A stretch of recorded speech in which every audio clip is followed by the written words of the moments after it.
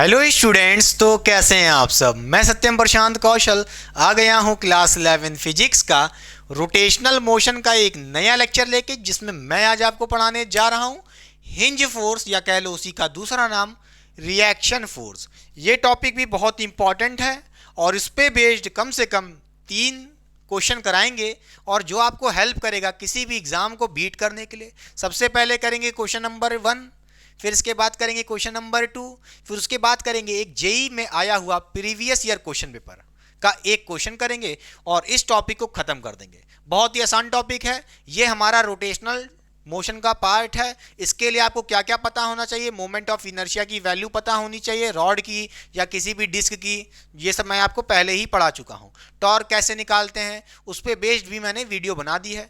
I hope आपने ये मेरे प्रीवियस लेक्चर्स देखे होंगे, नहीं देखे हैं तो जाके देख सकते हैं, लिंक डिस्क्रिप्शन बॉक्स में दे दूंगा मेरे प्यारे बच्चों। तो चलिए बिना टाइम वेस्ट के स्टार्ट करते हैं बेटा आज का लेक्चर। क्वेश्चन नंबर 1 ध्यान से देखिए, यहाँ पे हमको एक क्या गिवन है, रॉड गिवन है जिसकी लेंथ स्मॉल एल गिवन है और ये इस रॉड पे एक परपेंडिकुलर फोर्स लग रहा है एफ बेटा, क्लियर।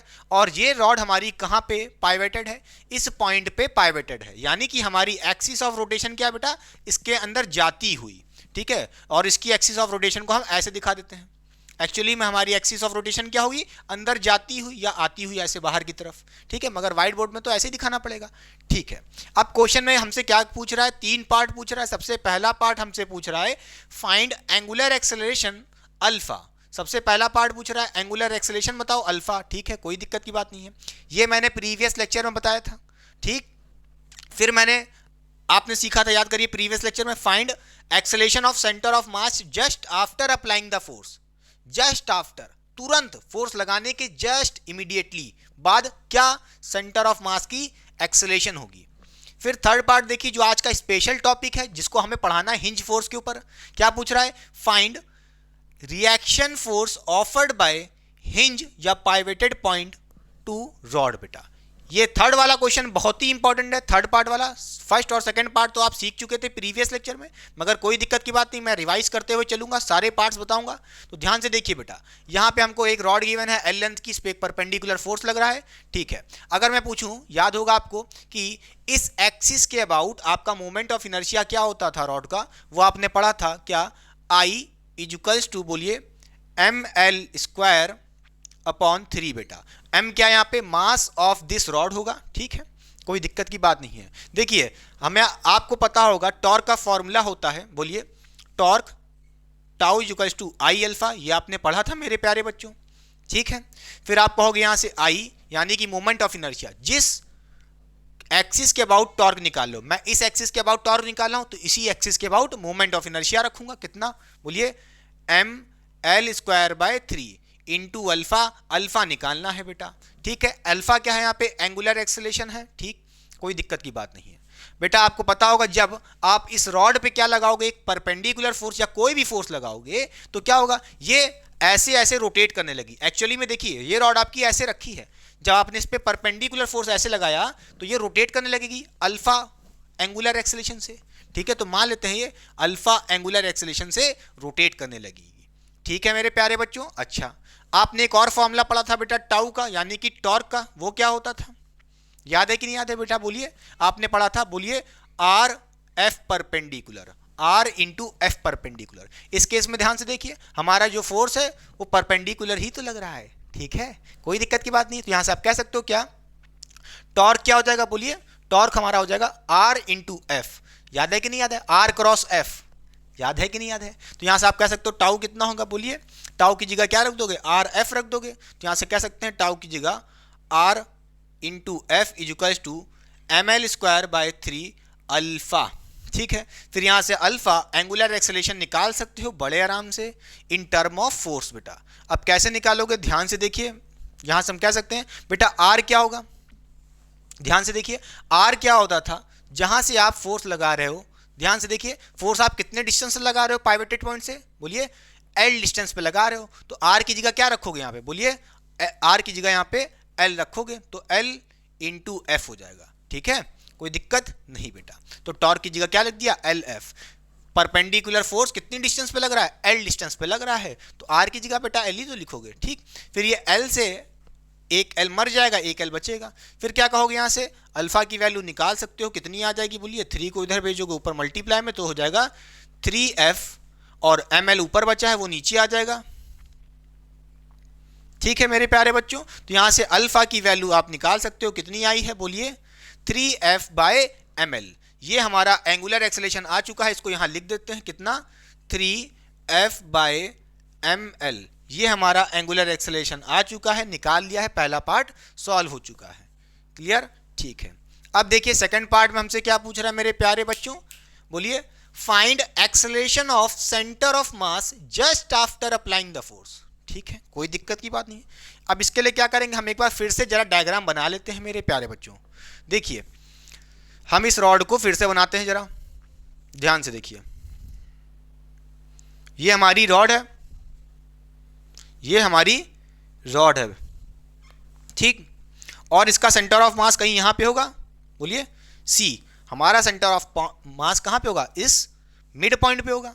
कितने डिस्टेंस पे होगा, बोलिए ये डिस्टेंस कितना होगा, L/2 होगा कि नहीं होगा, कोई दिक्कत नहीं बेटा। हमें इस सेंटर ऑफ मास का एक्सेलेरेशन बताना है। हमारा ये क्या है, पाइवेटेड पॉइंट है भाई, आपने इस जगह पाइवेट कर दिया तो आपका एक्सिस ऑफ रोटेशन ये है, ठीक। और इस पे परपेंडिकुलर फोर्स ऐसे लग रहा है F, ठीक है। तो देखिए जब भी किसी चीज पे परपेंडिकुलर फोर्स लगेगा, याद है कि नहीं याद है, बोलिए हाँ या ना, याद है कि नहीं याद है। तो आपको पता है परपेंडिकुलर फोर्स लगेगा या कोई भी फोर्स लगेगा और वो उसके अबाउट रोटेट करेगी, टॉर्क जनरेट हो रहा है, तो अल्फा एंगुलर एक्सेलेरेशन से क्या करेगी, रोटेट करेगी, ये आपकी रॉड ऐसे ऐसे करेगी, बोलिए हाँ या ना।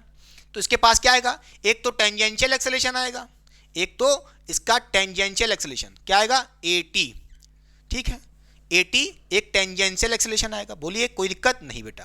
अब आपको पता है AT निकालना है, बोलिए इस सेंटर ऑफ मास का टेंजेंशियल एक्सेलेरेशन क्या होगा मेरे प्यारे बच्चों, वो होता है AT का आपने रिलेशन पढ़ा था विथ एंगुलर रिलेशन, बोलिए एंगुलर एक्सेलेरेशन के साथ आपने टेंजेंशियल एक्सेलेरेशन का एक रिलेशन पढ़ा था, क्या होता था, AT इक्वल्स टू बोलिए R अल्फा, क्या होता था, R अल्फा, ठीक है। कोई दिक्कत की बात नहीं है, यहां से AT निकाल सकते हो बड़े आराम से। बोलिए R क्या है, बोलिए इस पाइवेटेड पॉइंट से सेंटर ऑफ मास तक का डिस्टेंस जो है L/2, कितना है, L/2 है। अल्फा आप निकाल चुके हो, कितना आया है, बोलिए 3f/ml, ठीक।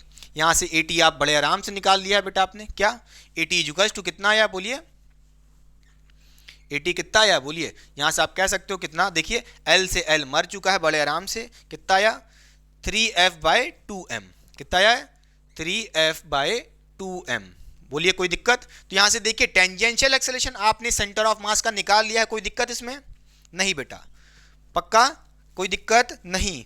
अच्छा चलिए सेंटर ऑफ मास का एक्सेलेरेशन आपने निकाला, वो आया टेंजेंशियल एक्सेलेरेशन कितना बेटा, बोलिए 3f/2m, ठीक है। चलिए ये भी लिख लिया। क्या सिर्फ एक यही एक्सेलेरेशन होगा सेंटर ऑफ मास के ऊपर, क्या आपने यही पढ़ा है, अगर आपने सिर्फ यही पढ़ा है तो आपने गलत पढ़ा है, जाके मेरा सर्कुलर मोशन देखिए, उसमें मैंने आपको बताया था, नोट करिएगा, जब कोई बॉडी या कोई भी पॉइंट सर्कुलर मोशन करता है तो उसके पास क्या आता है, दो टाइप की एक्सेलेरेशन, एक तो टेंजेंशियल एक्सेलरेशन और एक सेंट्रीपिटल एक्सेलरेशन, याद है कि नहीं याद है। आपको पता है कि ये सेंटर ऑफ मास क्या कर रहा है, सर्कुलर मोशन कर रहा है, बोलिए हाँ या ना। ये ऐसे ऐसे सर्कुलर मोशन कर रहा है, रॉड को मत देखो आप, इसके सेंटर ऑफ मास के पॉइंट को देखो, ये क्या कर रहा है, ऐसे ऐसे सर्कुलर मोशन कर रहा है, बोलिए हाँ या ना। और इसके सर्कुलर मोशन करने की वजह से आपने इसके पास दो एक्सेलरेशन होंगे, एक तो टेंजेंशियल एक्सेलरेशन, इस सर्कुलर पाथ के जो टेंजेंट से जाता था, टेंजेंशियल एक्सेलरेशन निकाल लिया है, और एक और एक्सेलरेशन जो इस सेंटर ऑफ मास वाले पॉइंट पे लगा रहा होगा, कौन सा बेटा, याद करिए सेंट्रीपिटल एक्सेलरेशन AC, हाँ या ना, बोलिए AC भी तो निकालना पड़ेगा। AC क्या होगा, ध्यान से देखिए, AC क्या होगा, AC कैसे निकालोगे बेटा, देखिए AC का फॉर्मूला क्या होता है, AC यानी कि सेंट्रीपिटल एक्सेलरेशन आपने सर्कुलर मोशन में पढ़ा था, क्या होता था, बोलिए R ओमेगा स्क्वायर, R यानी कि ये देखिए, ये तो पता है L/2, कोई दिक्कत नहीं। ओमेगा क्या होगा, अरे बेटा आप यहाँ पे क्या निकाल रहे हो, find acceleration of centre of mass after applying the force, just after applying the force, force लगाने के जस्ट बाद, 1 सेकंड भी नहीं होगा उसके जस्ट लगाते ही क्या एक्सेलरेशन होगा सेंटर ऑफ मास का। खुद बताइए, just after applying the force उसका एंगुलर वेलोसिटी ओमेगा क्या होगी, इस सेंटर ऑफ मास की एंगुलर वेलोसिटी ओमेगा कितनी होगी भाई, 0 होगी। खुद सोचो, अरे फोर्स लगा ही था, कुछ समय ही नहीं बीता, आप उस समय एक्सेलरेशन निकाल रहे हो, सेंट्रीपिटल एक्सेलरेशन निकाल रहे हो, ओमेगा की वैल्यू 0 होगी उस समय। और जैसे ही ओमेगा 0 रखोगे मेरे प्यारे बच्चों, तो यहां से सेंट्रीपिटल एक्सेलरेशन भी मेरे प्यारे बच्चों 0 आएगा। क्लियर हुई बात कि नहीं? तो यहां से हम कह सकते हैं एसी सेंट्रीपिटल एक्सेलरेशन 0 आ रहा है, कोई दिक्कत नहीं। ठीक, बोलिए हाँ या ना। कितना आया 80। एक तो हमारे पास सेंटर ऑफ मास के 2 एक्सेलरेशन मिल रहे हैं, 80 = 3F/2m। ठीक, फिर सेंट्रीपिटल एक्सेलरेशन कितना मिल रहा है, AC = 0। ठीक है, कोई दिक्कत नहीं, पक्का। देखिए हमेशा AC 0 आए ये मैं नहीं करा, यहां पे क्या लिखा है, just after applying the force. अगर ऐसा ना लिखा होता कुछ समय बाद, तो भाई इसके पास कुछ ओमेगा आता, बोलिए इसके पास कुछ ओमेगा आता, क्योंकि देखिए एंगुलर एक्सेलरेशन लग रहा है, एंगुलर एक्सेलरेशन से क्या हो रहा है, बोलिए ये अपनी वेलोसिटी को, एंगुलर वेलोसिटी को इंक्रीज करता, कुछ समय बाद करता ना, मगर तब इसके पास कुछ ओमेगा आता, तो एंगुलर वेलोसिटी 0 ना होती तो सेंट्रीपिटल एक्सेलरेशन भी 0 ना होता। मगर यहां पे क्या लिखा है कि जस्ट आफ्टर अप्लाइंग फोर्स, भाई फोर्स लगा है, एंगुलर एक्सेलरेशन से वेलोसिटी इंक्रीज होने जा रही है, एंगुलर वेलोसिटी इंक्रीज हो ही रही है, मगर ये पूछ रहे हैं जस्ट आफ्टर अप्लाइंग, तो इंक्रीज थोड़ी ना हुई होगी, उस समय तो ओमेगा 0 ही होगा मेरे प्यारे बच्चों, सेंट्रीपिटल एक्सेलरेशन तो 0 ही होगा। बोलिए हाँ या ना, कोई दिक्कत आएगी नहीं, पक्का। चलिए समझ गए, चलिए पक्का। अब एक बात और नोट करिएगा, एक बात और नोट करिएगा, क्या क्या ये आपने जो निकाला है ये नेट एक्सेलरेशन नहीं है। अगर मैं पूछूं इस सेंटर ऑफ मास का एक्सेलरेशन पूछ रहा हूं, तो इसका मतलब क्या है, क्वेश्चन में आपसे इसका नेट एक्सेलरेशन पूछ रहा है। एक एक्सेलरेशन तो 80 ऐसे लग रहा है और एक AC ऐसे लग रहा है, तो भाई नेट एक्सेलरेशन कैसे निकालते हैं, ध्यान से देखिए, ध्यान से देखिए। यहाँ पे एक तो हमारा क्या लग रहा है, 80 ऐसे लग रहा है, ठीक, सेंटर ऑफ मास का C, और एक ऐसे लग रहा है, क्या, centripetal acceleration AC। Clear. Net acceleration कैसा होगा बेटा, कुछ ऐसा होगा, A नेट। बोलिए भाई ये सब सर्कुलर मोशन में पढ़ा चुके हैं, रोटेशनल मोशन पढ़ना है तो सर्कुलर मोशन को चाट के आओ अच्छे से। ठीक, तो A नेट कैसे निकालोगे, यहाँ पे नेट एक्सेलरेशन कितना होगा बेटा, दो, एक वेक्टर ऐसे है एक वेक्टर ऐसे है, दोनों एक दूसरे के 90 डिग्री पे हैं, तो कैसे निकालते हैं याद करिए, पता होगा आपको। बोलिए अंडर रूट में क्या होता है, बोलिए 80 का स्क्वायर प्लस AC का स्क्वायर, कोई दिक्कत नहीं बेटा, पक्का। तो यहां से आपका होगा क्या हो जाएगा, बोलिए अंडर रूट में 80 का स्क्वायर, 80 कितना है जल्दी बताइए, 80 कितना है 3F/2m, 3F/2m, उसका होल स्क्वायर करोगे, ठीक है, फिर प्लस 0, AC तो 0 ही है, उसका स्क्वायर करने कोई मतलब ही नहीं। ठीक, तो यहां से देखिए इस स्क्वायर से देखिए इसका मतलब ही नहीं कोई प्लस 0, ठीक है। देखिए इस 2 से अंडर रूट कैंसिल हो जाएगा, तो A नेट कितना आएगा, A नेट कितना आएगा, बोलिए 3F/2m। जितना टेंजेंशियल एक्सेलरेशन था उतना ही नेट एक्सेलरेशन आ रहा है सेंटर ऑफ मास का, वो आना भी था क्योंकि भाई AC तो 0 ही है। बोलिए सेंटर ऑफ मास का सेंट्रीपिटल एक्सेलरेशन तो 0 ही है, तो नेट तो वही आएगा जो टेंजेंशियल के पास होगा, सीधी सी बात है, कोई दिक्कत, बोलिए कोई दिक्कत, बोलिए। अच्छा एक बात और बताऊंगा, देखिए सारे पॉइंट्स रिवाइज कर रहा हूं बेटा, अगर आप जेई की तैयारी कर रहे हैं, नीट वालों का चल जाएगा, जेई की तैयारी कर रहे हैं तो क्या एक पॉइंट और इंपॉर्टेंट है क्या।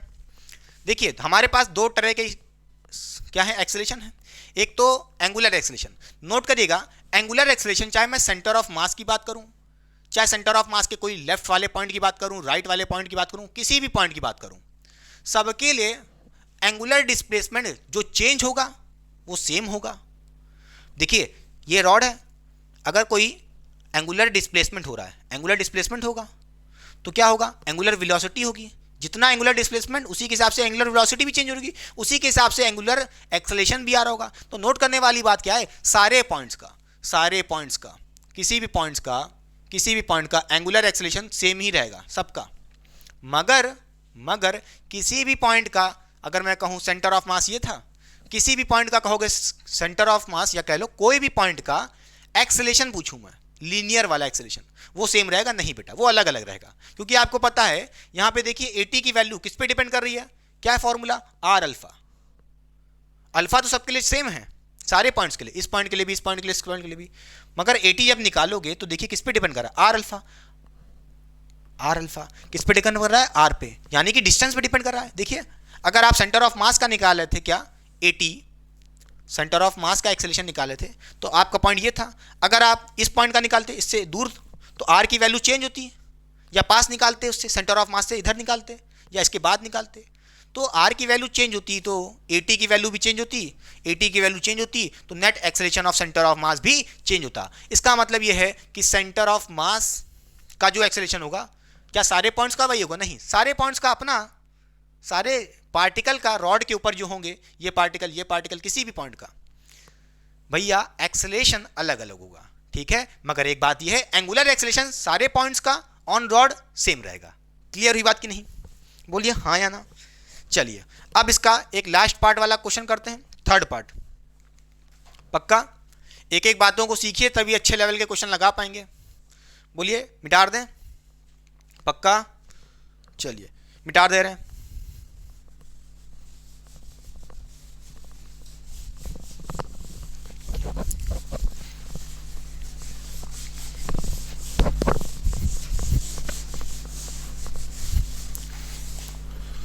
देखिए बेटा, अब आपसे थर्ड पार्ट में क्या कह रहा है? Reaction force offered bye hinge या कह लो पाइवेटेड पॉइंट टू आर रॉड। ठीक है, देखिए बेटा हमारी रॉड ये है,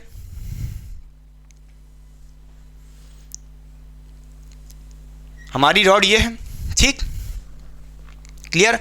ये हमारा पाइवेटेड पॉइंट है या कह लो हिंज पॉइंट है, ठीक ऐसे रखा होगा।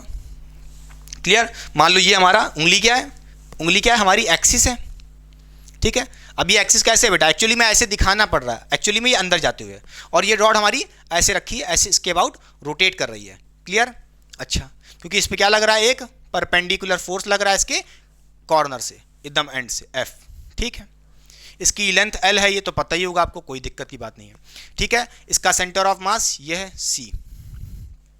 बोलिए, एक फोर्स तो आपको क्वेश्चन में गिवन है जो एक्सटर्नल फोर्स है।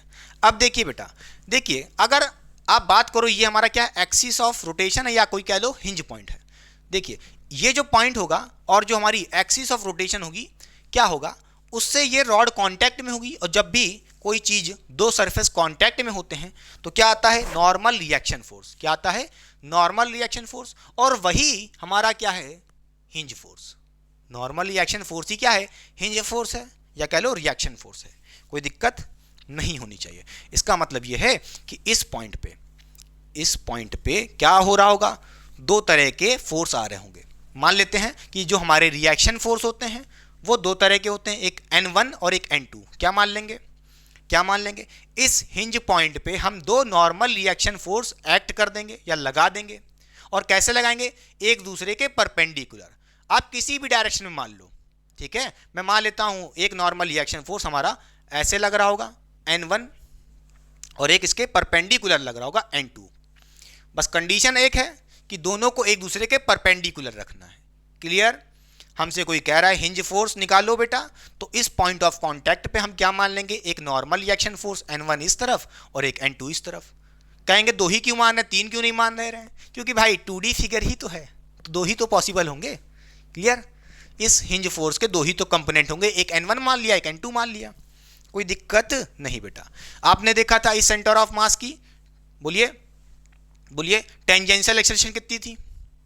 80 कितना आया था? बोलिए 3F/2m। देखा कि नहीं देखा? बोलिए 80 कितना था? 3F/2m। कोई दिक्कत नहीं।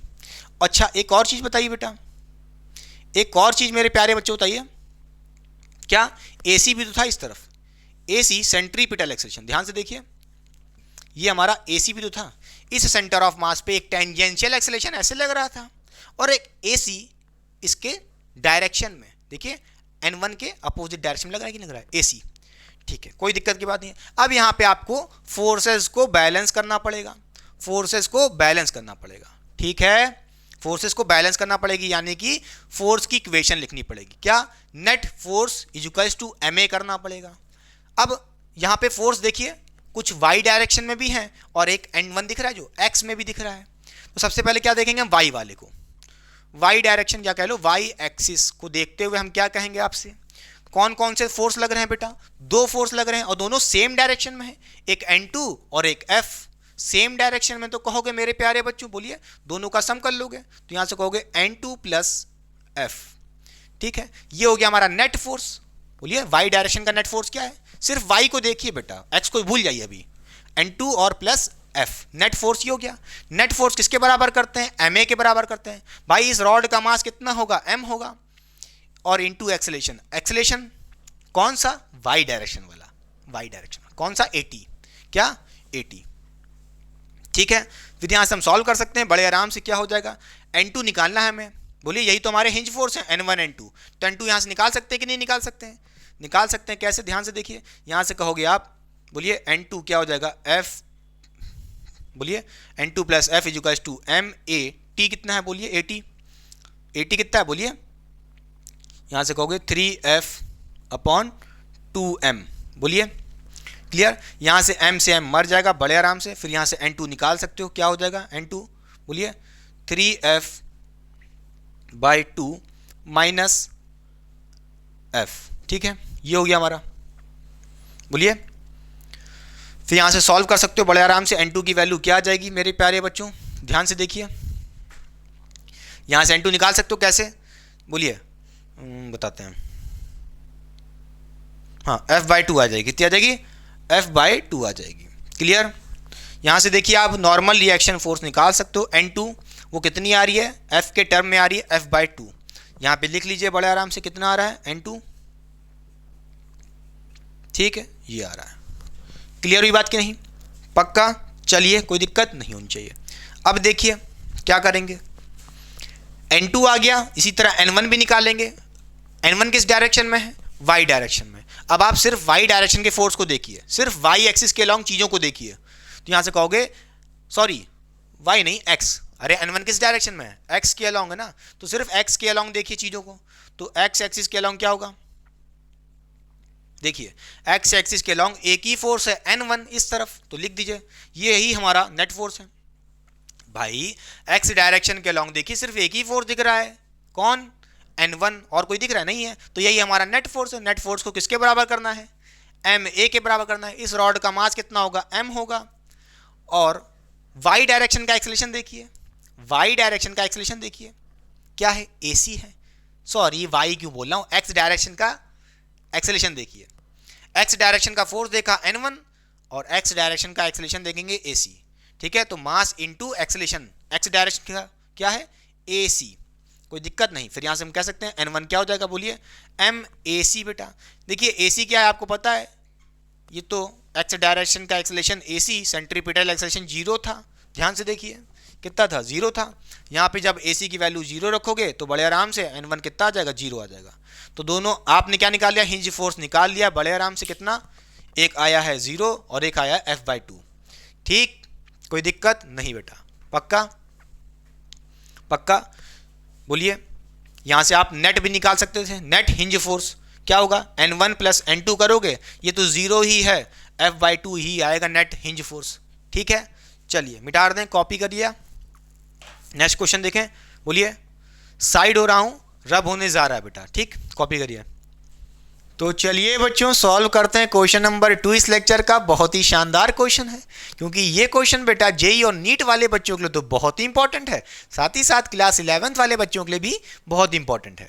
बेटा ध्यान से देखिएगा, ये क्वेश्चन नंबर 2 जैसे आपने क्वेश्चन नंबर 1 को सॉल्व किया है उसी के जैसा ही है, सारी सेम चीजें पूछी जा रही हैं। डिफरेंस क्या है? वहां पे आपने देखा था क्वेश्चन नंबर 1 में जो आपकी रॉड गिवन थी उसका पाइवेटेड पॉइंट या एक्सिस ऑफ रोटेशन कहां पे गिवन था? इसके एंड पे गिवन था रॉड के। और इस बार आपको पाइवेटेड पॉइंट इसके रॉड के मिड पॉइंट पे गिवन है, या कह लो इसके सेंटर ऑफ मास से पास कर रहा है बेटा। ठीक है, तो आपका एक्सिस ऑफ रोटेशन कहां पे होगा बेटा? इसके सेंटर ऑफ मास से पास करता हुआ। क्लियर? और इस सेंटर ऑफ मास के अबाउट अगर इस पे 37 डिग्री पे क्या लग रहा है? एक फोर्स लग रहा है F, तो बेटा ये रोटेट कर सकती है। अगर ये रोटेट करेगी तो टॉर्क आएगा। टॉर्क आएगा तो क्या आएगा? क्वेश्चन में ध्यान से देखिए क्या क्या पूछ रहा है। पहला पार्ट पूछ रहा है फाइंड एंगुलर एक्सेलरेशन, अल्फा पूछ रहा है। यहाँ पे क्या पूछ रहा है आपसे, एंगुलर एक्सेलरेशन अल्फा पूछ रहा है। फिर सेकंड पार्ट क्या पूछ रहा है, बोलिए find acceleration of centre of मास। इस बार ये नहीं लिखा है just after applying the force, simple लिखा है क्या, find acceleration of centre of मास। तो क्या होगा ये भी देखेंगे।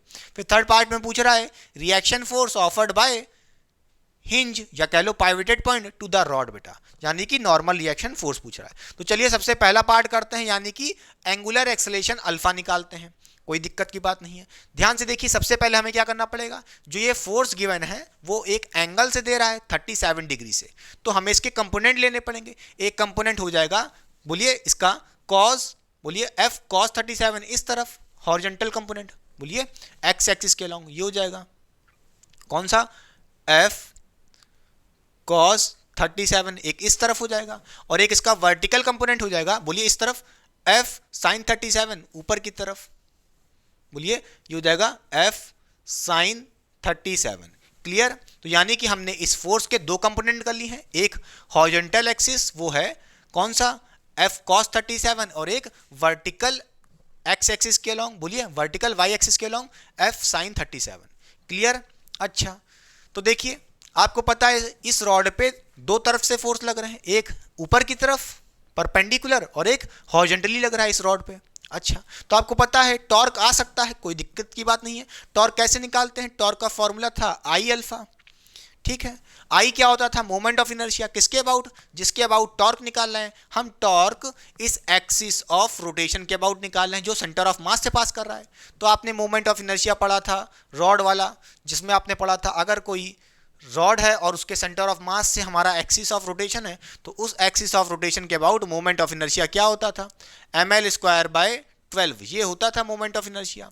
क्लियर। तो टॉर्क हम इसी एक्सिस के अबाउट निकाल रहे हैं, तो इसी एक्सिस का मोमेंट ऑफ इनर्शिया रखेंगे बेटा आई। तो यहाँ पे आई की वैल्यू रख देंगे कितना, बोलिए ml²/12 मेरे प्यारे बच्चों, और अल्फा मल्टीप्लाई में है, ठीक है। ये हो गया टॉर्क। अब देखिए टॉर्क का हमने एक और फॉर्मूला पढ़ा था, वो क्या था, याद करिए, ट्रांसलेशन मोशन वाला, आर एफ परपेंडिकुलर, ठीक है। एफ परपेंडिकुलर कौन होता था, एफ परपेंडिकुलर वो फोर्स होती थी जो रॉड के परपेंडिकुलर लग रही है। ध्यान से देखिए, ये भाई हमारी एक्सिस ऑफ रोटेशन, इसके जस्ट देखिए परपेंडिकुलर लग रही है कि नहीं लग रही है, देखिए ध्यान से, ये रॉड ऐसे रखी है, इसके परपेंडिकुलर फोर्स कौन सी है, एफ साइन 37, यही हमारी परपेंडिकुलर फोर्स है। और इसी की वजह से टॉर्क आएगा, नोट करिएगा, टॉर्क एफ कॉस 37 की वजह से नहीं आएगा, क्योंकि ये फोर्स कहां से पास कर रही है, ध्यान से देखिए, एक्सिस ऑफ रोटेशन से पास कर रही है।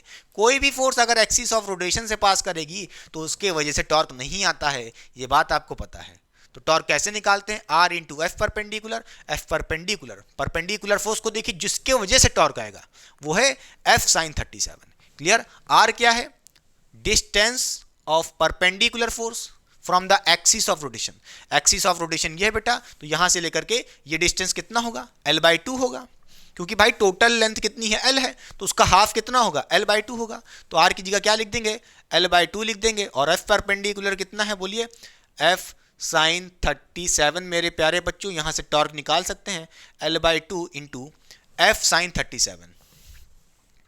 बेटा साइन 37 ये वैल्यू तो आपने रटी ही होगी ट्रिग्नोमेट्री में, 3/5 होती, नहीं रटा तो रट लीजिए, साइन 37 होता है 3/5। तो यहाँ से सॉल्व करोगे आपका आंसर जो आएगा कितना आएगा, बोलिए टॉर्क की वैल्यू कितनी आ जाएगी, 3FL/10 बेटा, ये आ जाएगी टॉर्क की वैल्यू बड़े आराम से। फिर यहाँ से टॉर्क की वैल्यू जो लाए हो यहाँ पे रख दीजिए बेटा, यहाँ पे कितनी, 3FL/10 ये आ गई, कोई दिक्कत नहीं बेटा। फिर यहाँ से सॉल्व कर सकते हो, देखिए L से एक L मर जाएगा, और कुछ जा रहा है, नहीं जा रहा है, तो यहाँ से हम कह सकते हैं अल्फा कितना आ जाएगा, बड़े आराम से हम कह सकते हैं, बोलिए कितना आ जाएगा, देखिए 12 को इधर भेज दीजिए 3F के पास, तो कितना हो जाएगा, 36F हो जाएगा, बोलिए। और इधर 10 है पहले से, अल्फा को अकेला करना है, बोलिए ml नीचे आ जाएगा। क्लियर। बाकी आप सॉल्व कर सकते हो, इसकी एग्जैक्ट वैल्यू कितनी आ जाएगी, बोलिए अल्फा इक्वल टू कितना आ जाएगा, 3.6F/ml, ठीक है, कोई दिक्कत। तो यहाँ से आपका एंगुलर एक्सेलरेशन आ चुका है। क्लियर। यानी कि ये रॉड अल्फा एंगुलर एक्सेलरेशन से रोटेट कर रही होगी, जिसकी वैल्यू आपने निकाल ली है 3.6 एफ अपॉन एम एल। कितनी आई अल्फा? बोलिए 3.6 एफ अपॉन एम एल। ठीक है, कोई दिक्कत नहीं होनी चाहिए।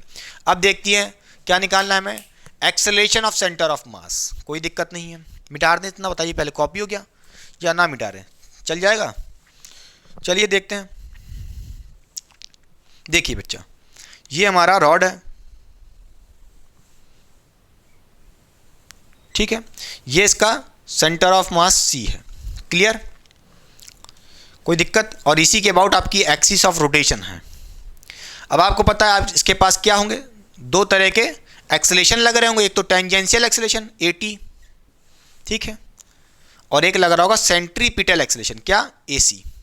ठीक है, कोई दिक्कत नहीं। अब क्योंकि आपको पता है भाई ये सेंटर ऑफ मास इस बार क्या होगा, क्या ये सर्कुलर मोशन करेगा? क्या इस बार ये centre of mass circular motion करेगा ऐसे ऐसे? देखिए नहीं करेगा भाई, क्योंकि इस बार आपकी axis of rotation centre of mass ही है। अगर आपकी एक्सिस ऑफ रोटेशन ये होती तो ये सर्कुलर मोशन, ये आपका सेंटर ऑफ मास क्या कर रहा होता? अगर आपकी एक्सिस ऑफ रोटेशन ये होती एंड पे, तो ये सेंटर ऑफ मास क्या कर रहा होता? सर्कुलर मोशन करता है ऐसे ऐसे। मगर अब नहीं करेगा, क्योंकि भाई आपकी एक्सिस ऑफ रोटेशन कौन है इस बार? पहले से ही सेंटर ऑफ मास है। समझ गए कि नहीं? ये मिटा रही है पहली बात तो, ठीक है। सर्कुलर मोशन इस बार सेंटर ऑफ मास नहीं करेगा, क्योंकि axis of rotation centre of mass ही है। क्लियर? बोलिए हाँ या ना। इस बार क्या हो रहा है? इस बार क्या हो रहा है? ये सर्कुलर मोशन नहीं कर रहा है, ये प्योर रोटेशन कर रहा है। क्या? ये प्योर रोटेशन कर रहा है, प्योर रोटेशन। बोलिए pure rotation of centre of mass, COM। ठीक है, अगर ऐसा हो रहा है तो ये सर्कुलर मोशन करेगा ही नहीं। तो इसका मतलब क्या है? AT की वैल्यू क्या होगी मेरे प्यारे बच्चों? बोलिए जल्दी से, बोलिए AT की वैल्यू क्या होगी? टेंजेंशियल एक्सेलरेशन 0 होगा। AC कितना होगा? ये भी 0 होगा, ये भी 0 होगा। क्यों 0 होगा? अरे खुद सोचो भाई, खुद सोचो। इसके पहले केस में सेंटर ऑफ मास ऐसे ऐसे गोल गोल घूम रहा था, अब ये कहां से घूमेगा जब इसकी खुद जहां से ये पास कर रहा है, बोलिए सेंटर ऑफ मास से ही आपकी एक्सिस ऑफ रोटेशन है। इस ये देखिए हमारी सेंटर ऑफ मास है, इसी एक्सिस के अबाउट ये रॉड हमारी देखिए ध्यान से रोटेट कर रही है, तो क्या ही होगा? सेंट्रीपिटल एक्सेलरेशन और AT 0 होंगे। नहीं समझ में आ रहा? अरे इनकी वैल्यू तो तब होती जब ये सर्कुलर मोशन कर रहे होते, ये तो सर्कुलर मोशन कर ही नहीं रहे हैं, एक ही फिक्स्ड पॉइंट पे रोटेशन कर रहे हैं, प्योर रोटेशन, ऐसे ऐसे ऐसे ऐसे रोटेशन कर रहे हैं। बोलिए हाँ या ना। ये तो तब होता कि सेंटर ऑफ मास देखिए ध्यान से, जब ये रॉड आपकी एक्सिस ऑफ रोटेशन इसके एंड पे होती, ऐसे ध्यान से देखिए ये, और ऐसे ऐसे रोटेट कर रहा होता। समझ गया कि नहीं समझ गया? पक्का क्लियर हुई बात कि नहीं? तो दोनों 0 होंगे, यानी कि नेट एक्सेलेरेशन भी कितना होगा सेंटर ऑफ मास का? वो भी 0 होगा। क्लियर हुई बात कि नहीं? तो यहां से हम कह सकते हैं, बोलिए net acceleration of centre of मास 0 होगा, क्योंकि AC भी 0 है, AT भी 0 है, सीधी सी बात है, कोई दिक्कत नहीं। आगे बढ़े, पक्का? मिटा दें? नहीं मिटाएंगे थोड़ा सा, बोलिए। अरे बोलिए भैया, सेंटर ऑफ मास का एक्सेलेरेशन कितना आया है? 0 आया है। अब देखते हैं, चलिए थर्ड पार्ट मिटा रहे हैं, कॉपी हो गया। चलिए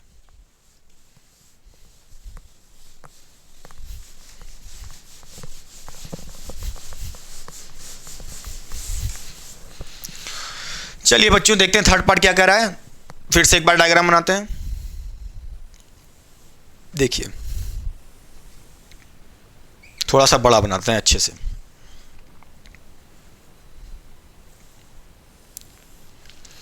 ये हमारा सेंटर ऑफ मास है, मिड पॉइंट, ठीक है, C। क्लियर? बोलिए ये हमारा सेंटर ऑफ मास है। अब देखिए इस पे जो जो फोर्स लिख रहे हैं वो लगा दीजिए। हम करने जा रहे हैं थर्ड पार्ट, क्वेश्चन में पूछ रहा है reaction force offered by the hinge to the rod. Clear? तो देखिए इस पे कौन कौन से फोर्स लग रहे हैं आपको तो पता ही है बेटा। एक तो लग रहा है कितना? बोलिए F sin 37, ठीक है, F sin 37। बेटा इसकी वैल्यू निकाल लीजिए जरा। F sin 37 की वैल्यू कितनी होगी? बोलिए sin 37 होता है 3/5, तो कितना आ जाएगा? बोलिए ये आ जाएगा 3/5F, ठीक है, ये आया। क्लियर? और cos 37 कितना होता है? ये होता है बोलिए इसकी वैल्यू क्या होती है, रटी होनी चाहिए आपको, 4/5 कितनी होती है, तो 4/5F हो जाएगा।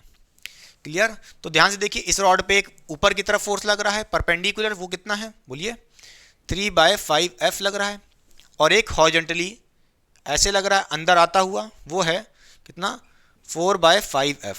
ठीक है, ये दो तो आपने कंपोनेंट देख ली जो आपके फोर्स था एक्सटर्नल वाला, ये तो साफ साफ दिख रहा है। और कौन कौन से छुपे फोर्स होंगे बेटा, बोलिए। आपको पता है ये हमारा पॉइंट ऑफ एक्सिस है, या कह लो पाइवेटेड पॉइंट है, या पॉइंट ऑफ कांटेक्ट है, और जहां पे भी कांटेक्ट आएगा वहां पे नॉर्मल रिएक्शन फोर्स आते हैं।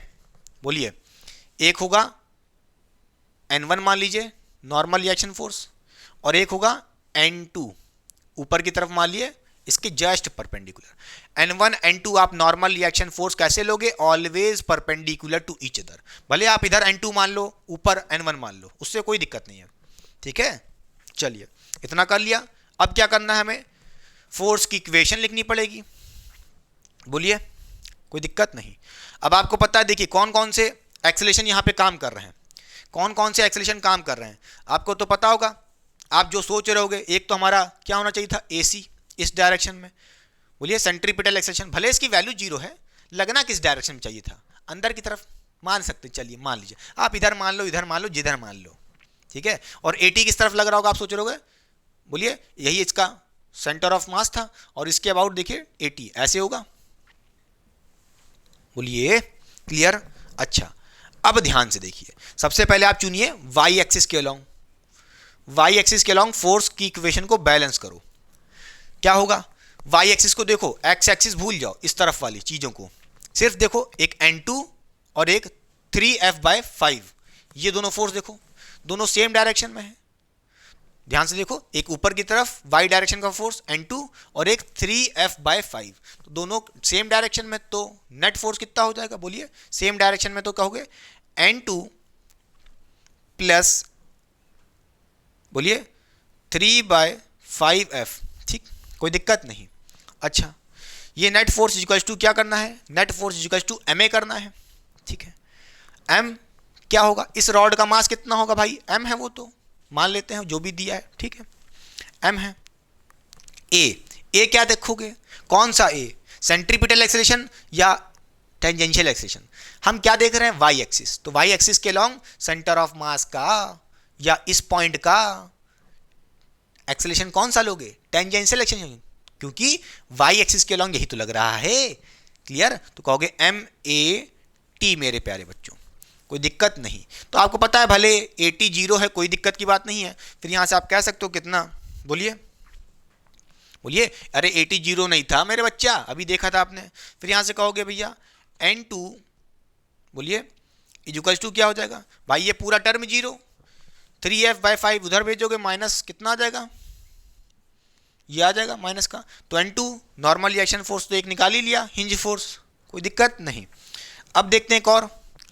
अब देखिए वाई एक्सिस से हो गया आपका N2 आ गया। अब एक्स एक्सिस को मेरे प्यारे बच्चों देखिए, कौन कौन से फोर्स लग रहे हैं, एक तो N1 इस तरफ लग रहा है, ठीक, और एक फोर्स इस तरफ लग रहा है इसके अपोजिट डायरेक्शन में 4F/5। तो देखिए एक्स एक्सिस के अलोंग क्या हो जाएगा, नेट फोर्स बैलेंस करो। देखिए इस बार आपका एक फोर्स दिख रहा है क्या, 4F/5। ठीक, और कौन सा फोर्स है, बोलिए कौन सा फोर्स है, N1। ये दो फोर्स लग रहे हैं। अब देखिए साइन की बात आई, AC देखोगे, कौन सा एक्सेलेरेशन देखोगे, AC देखोगे। क्लियर, क्योंकि आप एक्स एक्सिस के अलोंग देख रहे हो, एक्स एक्सिस यानी कि इस तरफ वाली चीजों को, वाई भूल जाओ, वाई भूल जाओ, नीचे वाले देखो एक्स एक्सिस को। क्लियर, अब देखिए N1 एक्सेलेरेशन के देखिए AC के अपोजिट लग रहा है, AC इस डायरेक्शन में है, AC इस डायरेक्शन में है, N1 उसके अपोजिट में लग रहा है, तो N1 इस बार नेगेटिव लेंगे। क्लियर, और 4F/5 ये फोर्स देखिए in the direction of AC है, तो इसको पॉजिटिव लेंगे, सीधी सी बात है। तो नेट फोर्स आ गया है, नेट फोर्स आ गया। नेट फोर्स क्या करना है, MA के बराबर करना है। इस रॉड का मास M है, कौन सा एक्सेलेरेशन, एक्स एक्सिस देख रहे हैं, तो एक्स एक्सिस के लॉन्ग कौन सा एक्सेलेरेशन है बेटा, AC, तो यहाँ पे MAC हो जाएगा। आपको पता है AC भी 0 है, तो बेटा यहाँ पे AC 0 करोगे तो ये पूरा इधर 0 हो जाएगा, तो कहोगे, बोलिए क्या हो जाएगा, बोलिए बोलिए, n1 को उधर भेजोगे पॉजिटिव हो जाएगा। बोलिए इधर इक्वल टू 0 है, n1 को भेजो उधर पॉजिटिव हो गया, कितना आ जाएगा 4f/5। यहाँ से आप n1 निकाल सकते हो बड़े आराम से प्यारे बच्चों। क्लियर हुई बात कि नहीं?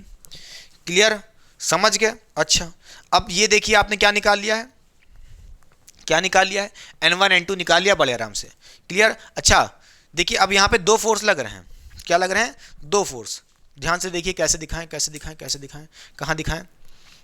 चलिए इधर मिटा दें, इधर मिटा दें। चलिए आइए देखिए, देखिए क्या हो रहा है, एक n2 फोर्स इस तरफ लग रहा है, कितना n2, ध्यान से देखिए n2 नहीं n1 लग रहा है इस तरफ, कितना 4f/5, कितना है 4f/5, ये लग रहा है एक फोर्स, ठीक है, एक्सिस ऑफ रोटेशन से।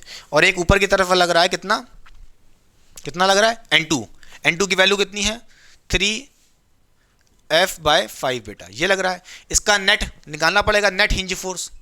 बोलिए नेट नॉर्मल रिएक्शन फोर्स क्या हो जाएगा, यहां से कहोगे नेट रिएक्शन फोर्स कैसे निकालेंगे? बोलिए क्या करेंगे, अंडर रूट में इसका स्क्वायर,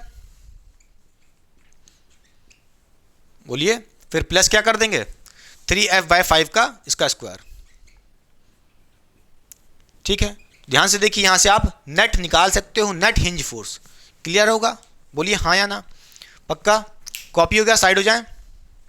अरे भैया एक फोर्स नॉर्मल रिएक्शन n1 इस तरफ लग रहा था, n2 इधर लग रहा था, दोनों की वैल्यू रखी, नेट फोर्स निकाल लिया, वेक्टर सम कर लिया बड़े आराम से। अरे भैया रिजल्टेंट वेक्टर निकाल दिया, ऐसे तो निकालते हैं, बस खत्म बात। साइड हो रहा हूं, कॉपी करिए। तो चलिए बच्चों सॉल्व करते हैं क्वेश्चन नंबर 3 इस लेक्चर का। बहुत ही ताबड़तोड़ क्वेश्चन है और एक शानदार क्वेश्चन है। ऐसा क्यों कह रहे हैं? क्योंकि बेटा ये क्वेश्चन जेई 2000 में आया हुआ एक प्रीवियस ईयर क्वेश्चन पेपर का क्वेश्चन है।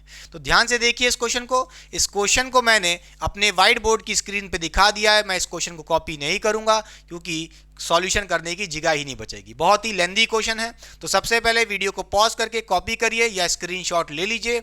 मैं करने जा रहा हूं, मैं इस क्वेश्चन को ओरली समझा दूंगा कि क्वेश्चन हमसे क्या कह रहा है। तो चलिए ध्यान से देखिए बेटा, इस क्वेश्चन को मैं समझाने की कोशिश करता हूं। देखिए बेटा हमसे कह रहा है कि हमारे पास क्वेश्चन में 3 पार्टिकल्स हैं, particle A B C particle, और तीनों पार्टिकल का मास इक्वल है, m है, क्वेश्चन में गिवन है बेटा। और हमसे कह रहा है क्वेश्चन में कि ये पार्टिकल ए बी सी आपस में कैसे बंधे हुए हैं, मासलेस रॉड से बंधे हुए हैं। जैसा कि आपको दिख रहा होगा, एक रॉड ये है, एक रॉड ये है, एक रॉड ये है, और ये रॉड मासलेस रॉड है, बहुत ही ना के बराबर इसका मास होगा। क्वेश्चन में ये भी गिवन है कि रॉड का लेंथ गिवन है l, या कह लो ये साइड हमारी कितनी है l, ये भी L होगी, ये भी L होगी, क्योंकि क्वेश्चन में ही बोला है ये तीनों पार्टिकल ऐसे अरेंज हैं कि हमारा एक इक्विलेटरल ट्रायंगल बन रहा है। इसका मतलब क्या है, अगर ये इक्विलेटरल ट्रायंगल के फॉर्म में अरेंज होंगे तीनों पार्टिकल, तो ये साइड L है, तो ये भी L और ये भी L, ठीक है। और जैसा कि आपको दिख रहा है, ये हमारा जो सिस्टम है 3 पार्टिकल का, तीनों का मास m है। एक्चुअली में ये हमारे कहाँ पे होंगे अरेंज्ड?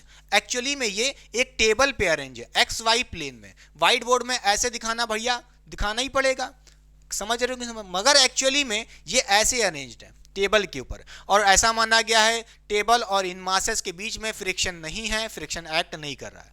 क्लियर? और क्वेश्चन में ये भी बोला है कि ये हमारा जो सिस्टम है ये ओमेगा एंगुलर वेलोसिटी से रोटेट कर रहा है अबाउट ए बेटा, यानी कि हमारा हिंज पॉइंट क्वेश्चन में ही गिवन है। हिंज पॉइंट कौन है हमारा, या कह लो पाइवोटेड पॉइंट, या कह लो एक्सिस ऑफ रोटेशन किसके अबाउट हो रही है? इस पॉइंट ए के अबाउट हो रही है। क्लियर? हम कह सकते हैं इस पॉइंट ए के अबाउट, यही हमारी एक्सिस ऑफ रोटेशन है, इसी के अबाउट ये पूरा सिस्टम रोटेट कर रहा है, या कह लो ऐसे ऐसे रोटेट कर रहा है with the angular velocity omega. Clear हुई बात कि नहीं? समझ गए क्वेश्चन को? चलिए अब क्वेश्चन का सबसे पहला पार्ट करते हैं। ध्यान से देखिए पहला पार्ट क्या कर रहा है, find magnitude of horizontal force exerted by hinge on the body. ठीक है, कोई दिक्कत नहीं बेटा। देखिए आपको पता है कि ये पूरा सिस्टम ओमेगा एंगुलर वेलोसिटी से रोटेट कर रहा है, ठीक है, मगर कौन सा पार्टिकल? हम यहाँ पे इंडिविजुअल पार्टिकल को नहीं देखेंगे, हम ऐसा मान लेंगे कि ये हमारा ए बी सी, ये तीनों पार्टिकल एक सिस्टम में है, और इस पूरे सिस्टम का मास कहाँ पे कंसंट्रेटेड होता है? उसके सेंटर ऑफ मास पे। तो हम किसकी बात करेंगे? सिर्फ और सिर्फ इस सेंटर ऑफ मास की बात करेंगे, सी। सी यहाँ पे क्या है, सेंटर ऑफ मास, और ये सेंटर ऑफ मास क्या होगा, पूरे सिस्टम का मास। खत्म बात भाई। पूरे सिस्टम का मास कहाँ पे एक्ट करेगा, कहाँ पे कंसंट्रेटेड होता है, इसके सेंटर ऑफ मास पे। इसका सेंटर ऑफ मास यहाँ पे होगा कहीं। क्लियर हुई बात कि नहीं? मान लेते हैं इसका सेंटर ऑफ मास किसी r डिस्टेंस पे होगा, मान लेते हैं स्मॉल r डिस्टेंस पे ये होगा, कोई दिक्कत नहीं। अब आपको पता है ये हमारा पूरा सिस्टम क्या कर रहा है, रोटेट कर रहा है। अच्छा, मगर हम इस पूरे सिस्टम को नहीं देखेंगे, हम ऐसा देखेंगे कि ये centre of mass circular motion कर रहा है, या कह लो रोटेट कर रहा है। हाँ या ना? ये सेंटर ऑफ मास है हमारा, ये क्या कर रहा है, सर्कुलर मोशन कर रहा है अबाउट दिस पॉइंट ओ बेटा, अबाउट द हिंज पॉइंट, इस point of axis of rotation के अबाउट ये सेंटर ऑफ मास क्या कर रहा है, सर्कुलर मोशन कर रहा है। सीधी सी बात है, कोई दिक्कत नहीं। अच्छा, अगर ये centre of mass circular motion करेगा तो इसके पास दो एक्सेलेरेशन आएंगे, हाँ या ना? दो एक्सेलेरेशन आएंगे, हाँ या ना? तो आप कहोगे एक एक्सेलेरेशन होता है हमारा सेंट्रीपिटल एक्सेलेरेशन और एक होता है टेंजेंशियल एक्सेलेरेशन। टेंजेंशियल एक्सेलेरेशन ऐसे लगता है और centripetal acceleration toward the centre of axis of rotation लगता है, सेंट्रीपिटल एक्सेलेरेशन। क्लियर हुई बात कि नहीं? बोलिए हाँ या ना? फिर सुनिएगा, इस सेंटर ऑफ मास के पास दो एक्सेलेरेशन होंगे अगर ये सर्कुलर मोशन कर रहा है। एक टेंजेंशियल एक्सेलेरेशन, इस सर्कुलर पाथ के जो टेंजेंट के अलॉन्ग लगता है, टेंजेंशियल एक्सेलेरेशन, हाँ या ना, AT। और एक toward the centre, toward the centre जो आपकी एक्सिस ऑफ रोटेशन है A, उसके toward the centre AC, centripetal acceleration. Clear हुई बात कि नहीं? अच्छा, एक ऐसे लग रहा है, एक ऐसे लग रहा है। अगर एक्सेलेरेशन है तो फोर्स भी होगा। कौन सा फोर्स? हिंज फोर्स, जो कहां पे एक्ट कर रहा होगा, इस पॉइंट ए के अबाउट एक्ट कर रहा होगा। मैंने आपसे कहा था, याद करिएगा, मैंने आपसे कहा था हिंज फोर्स निकालना है, या कह लो रिएक्शन फोर्स निकालने को कह रहा है क्वेश्चन में, तो क्या करना पड़ेगा, जो भी आपका हिंज पॉइंट है या पाइवेटेड पॉइंट है उसके अबाउट आप क्या मान लो कि नॉर्मल रिएक्शन फोर्स मान लोगे। बोलिए, एक दूसरे के परपेंडिकुलर, एक हमारा N1 ऐसे हो गया और एक हमारा हिंज फोर्स N2 ऐसे हो गया। क्लियर? समझ गए? N1 ऐसे है, N2 ऐसे है। हमें क्या करना पड़ेगा, N1 N2 की वैल्यू निकालनी पड़ेगी, हमें N1 N2 की वैल्यू निकालनी पड़ेगी। तो नेट हिंज फोर्स भी निकाल सकते हैं बड़े आराम से, कोई दिक्कत की बात नहीं है। अच्छा, चलिए सबसे पहले N1 N2 को निकालना है तो भैया इनके एक्सेलेरेशन भी निकालने पड़ेंगे। अब वो कैसे निकालेंगे, आइए प्यारे बच्चों ध्यान से देखते हैं। देखिए, हमसे अभी तो क्वेश्चन में पहले से ही कहा है कि कोई फोर्स, एक्सटर्नल फोर्स नहीं लग रहा है, कोई भी एक्सटर्नल फोर्स नहीं लग रहा है। अभी सिर्फ हमारे पास क्या लग रहा है, देखिए, एक तो AT और एक तो AC, इनकी वैल्यू निकालनी पड़ेगी। भाई AT क्या होता है, टेंजेंशियल एक्सेलेरेशन। AT हमारा टेंजेंशियल एक्सेलेरेशन होता है, वो होता है, बोलिए, R अल्फा। R ये होता है सेंटर ऑफ मास से, देखिए, जो रोटेट कर रहा है पॉइंट, बोलिए, जो सर्कुलर मोशन कर रहा है वहां से लेकर के ये डिस्टेंस R होता है, रेडियस सर्कुलर पाथ का, इंटू अल्फा, R अल्फा। भाई अल्फा क्या होगा, अल्फा क्या होगा, अल्फा क्या होगा, ध्यान से देखिए। आपको पता है जो आपका ओमेगा है, क्वेश्चन में ही बोला है कांस्टेंट एंगुलर वेलोसिटी से, कांस्टेंट एंगुलर वेलोसिटी से ये रोटेट कर रहा है। इसका मतलब क्या है, हमारा एंगुलर एक्सेलेरेशन अल्फा भी 0 होगा। जैसे आपने देखा था भैया न्यूटन्स लॉज ऑफ मोशन में, भैया क्या वेलोसिटी कांस्टेंट होती थी तो एक्सेलेरेशन भी 0 होता था। वेलोसिटी कांस्टेंट तो एक्सेलेरेशन 0। क्लियर? समझ गए? इसी तरह अगर एंगुलर वेलोसिटी कांस्टेंट है तो एंगुलर एक्सेलेरेशन 0, खत्म बात, कोई दिक्कत नहीं। अच्छा, तो यहां से कहेंगे अल्फा की वैल्यू 0 रखोगे तो AT यानी कि टेंजेंशियल एक्सेलेरेशन 0 आ जाएगा प्यारे बच्चों, खत्म बात, कोई दिक्कत नहीं। अब आप देखिए, टेंजेंशियल एक्सेलेरेशन निकाल लिया है AT, AC की बात करते हैं। बोलिए, सेंट्रीपिटल एक्सेलेरेशन, ये क्या होता है, आपने पढ़ा था पहले भी सर्कुलर मोशन में, क्या होता है इसका फॉर्मूला, बोलिए, R ओमेगा स्क्वायर। ठीक है, ओमेगा तो कांस्टेंट है, ओमेगा के टर्म में ये आएगा, मगर यहाँ पे R क्या होगा, R ध्यान से देखिए, ये रेडियस।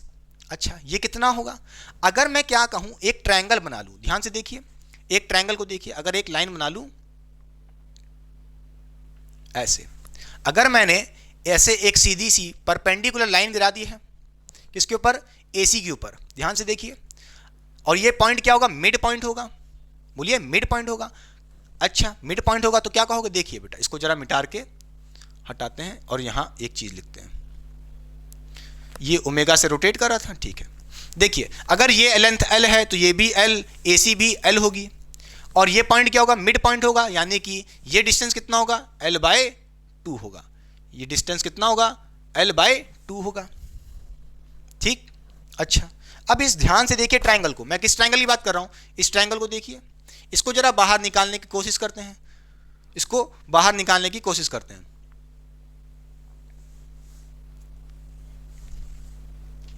ठीक, इसको हमने बाहर निकाल लिया है। ये हमारा 90 डिग्री पे होगा। ध्यान से देखिए बेटा, ये तो परपेंडिकुलर है।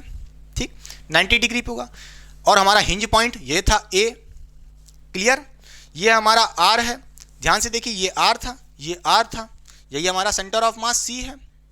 ठीक, और ये डिस्टेंस कितना है, l/2 है।